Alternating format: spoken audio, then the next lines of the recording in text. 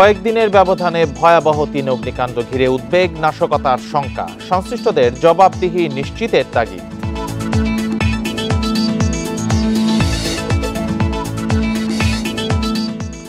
Cargo ভিলেজে পুড়ে ছাই বহু ব্যবসায়ীর স্বপ্ন, ছিল না আগুন নেভানোর পর্যাপ্ত ব্যবস্থাপনা।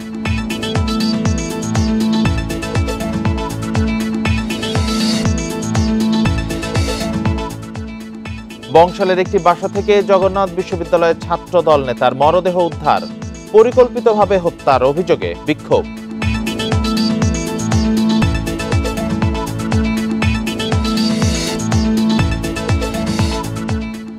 গণভোট, পিআর সহ ৫ দাবিতে জামায়াত ও সমমনা দলের কর্মসূচি। পিআর আন্দোলনকে প্রতারণা বললেন নাহিদ।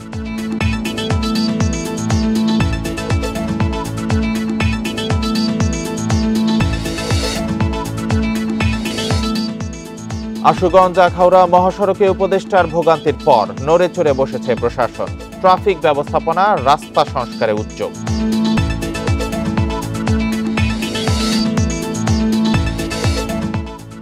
গাজায় ৪৫ জনকে হত্যার পর যুদ্ধবিরতি পুনঃকার্যকরের ঘোষণা ইসরায়েলের। অন্তত ৮০ বার চুক্তি লঙ্ঘন।